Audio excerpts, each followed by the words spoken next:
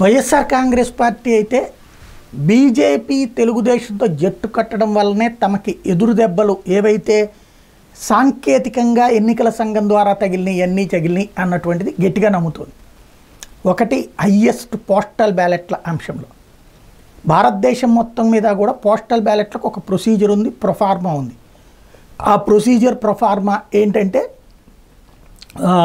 ఖచ్చితంగా సంతకం, గెజిటెడ్ అధికారి సంతకం, స్టాంపు, సీలు, దాన్ని ఒక కవర్లో పెట్టి అది ఇంకొక కవర్లో పెట్టి ఇదంతా చేయాల్సి ఉంటుంది. ప్రొసీజర్ అంతా ఉంది.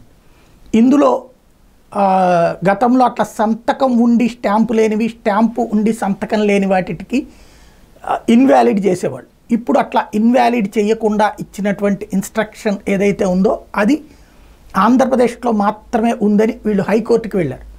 హైకోర్టు అది రైట్ అని చెప్పలా, కాకపోతే ఈ సమయంలో ఎన్నికల వ్యవహారంలో జోక్యం చేసుకోకూడదన్న రాజ్యాంగబద్ధమైనటువంటి పాయింట్ ఆధారంగా హైకోర్టు జోక్యం చేసుకున్నది. సుప్రీంకోర్టుకు వెళ్ళారు. సుప్రీంకోర్టు కూడా అదే పాయింట్ చెప్పింది.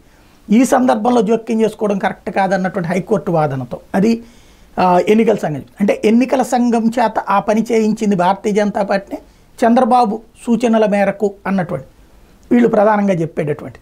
అయితే తెలుగుదేశం వాదన ఏంటి అంటే అలాగా, అంటే ఆ స్టాంపో సీలో లేకపోవడం వలన అనర్హత ఎట్లేసేస్తారు, బ్యాలెట్ పేపర్ ఇచ్చారంటేనే వాళ్ళు క్లియరు, అక్కడ ఎవరో పొరపాటున లేకపోతే ఆధారంగా అనర్హత వేటు వేయడం ఎట్లాగా, ఆ ఓటు చెల్లదంటే ఎట్లాగా, అంటే ఉద్యోగుల ఓట్లు వైసీపీకి వ్యతిరేకంగా పడతాయి కాబట్టి ఆ భయంతోనే ఇట్లాగా ఆపుతున్నారన్నట్టు తెలుగుదేశం వాదన.